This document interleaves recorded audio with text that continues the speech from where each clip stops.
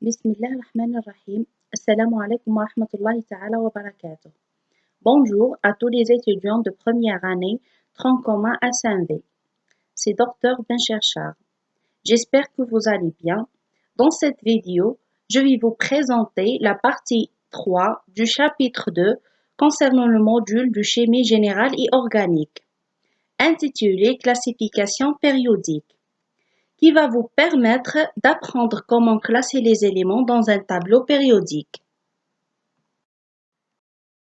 Le tableau périodique des éléments est une représentation de l'ensemble des éléments chimiques ordonnés par leur numéro atomique. Il se présente en ligne horizontale appelée période, en colonne verticale appelée famille ou groupe, en 4 blocs, le bloc S, le bloc P, le bloc D et le bloc F. Une période est définie par le remplissage progressif des orbitales atomiques, à mesure qu'on progresse à droite du tableau. Donc le remplissage des surcouches s'opère toujours selon la règle de Klashkovsky. Il existe 7 périodes. Donc chaque période correspondant à un remplissage complet d'une surcouche. La période d'un atome est la valeur la plus grande de n dans sa configuration électronique. Le numéro d'une période est toujours égal au nombre des couches électroniques que possède l'atome. Donc pour bien comprendre, je vous donne l'exemple suivant. Le calcium possède 20 électrons. Donc à partir de la configuration électronique, on trouve que l'atome est trouvé dans la 4e période et donc possède 4 couches électroniques K, L, M et N. Dans le deuxième exemple, le radium possède 88 électrons. Donc, à partir de la configuration électronique, on trouve que la période est 7. Donc, l'atome possède 7 couches électroniques K, L, M, N, O, P et Q. Donc, on trouve le calcium dans la 4e période et le radium dans la 7e période. Les éléments du tableau périodique sont classés selon leur similitude de propriétés dans 18 groupes, 8 groupes A et 10 groupes B. Les groupes A, dits principales, sont numérotés de 1 jusqu'à 8A et représentés par les deux blocs S et P. Un élément appartient à la famille A si ses électrons de valence sont répartis dans les sous-couches NS ou NSMP. L'exemple suivant va vous permettre de bien comprendre. Le gallium possède 31 électrons. Donc pour trouver le groupe, on commence par l'écriture de la configuration électronique complète, ensuite la configuration électronique réduite qui présente les électrons de cœur qui sont les électrons du gaz rare qui précède l'atome, plus la surcouche D ou F saturée. Le reste sont des électrons de valence. Et si on trouve 3 électrons de valence répartis dans les surcouches externes 4S, 4P. Donc le gallium appartient au groupe 3A.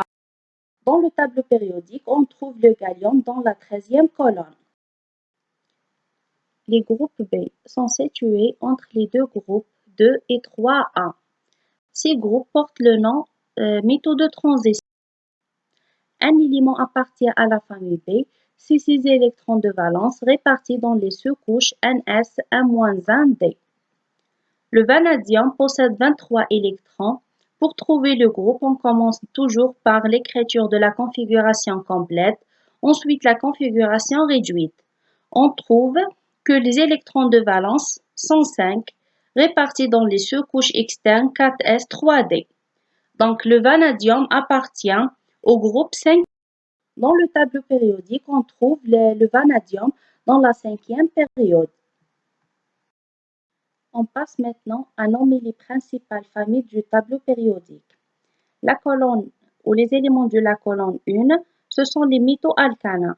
La configuration électronique de la couche de valence de cette famille est de type NS1, donc un seul électron de valence. Les alcalins forment des cations monovalents en perdant un électron, comme le Na+ et le K+. Les éléments de la deuxième colonne sont les alcalinotéraux. La couche électronique de valence de cette famille est de type Ns2, donc 2 électrons de valence. Les alcalinotéraux forment des cations bivalents en perdant 2 électrons, comme le Mg2+, le Ca2+, etc. Les éléments de la 17e colonne ou du groupe 7A sont les halogènes. La couche de valence de cette famille est de type Ns2, Np5, donc 7 électrons de valence. Les halogènes forment des anions monovalents en captant un électron, comme le Cl-, le F- et le Br-. Les éléments de la colonne 18 ou du groupe 8A sont les gaz rares ou les gaz inertes. La configuration électronique de la couche de valence de cette famille est de type Ns2, Np6, à l'exception de l'hélium. Les éléments du groupe B sont les métaux de transition. Évolution des propriétés physico-chimiques au sein du tableau périodique.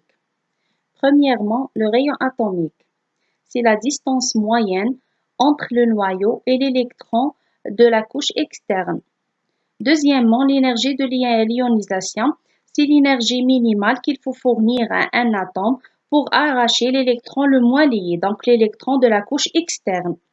L'affinité électronique, c'est le phénomène inverse de l'ionisation.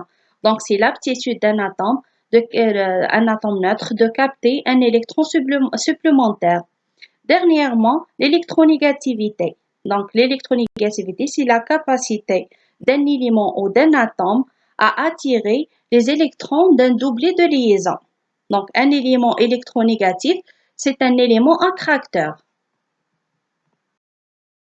Sur la même période, si Z augmente, alors le rayon atomique diminue. En descendant dans la même colonne, du haut en bas, si Z augmente, alors le rayon atomique augmente aussi.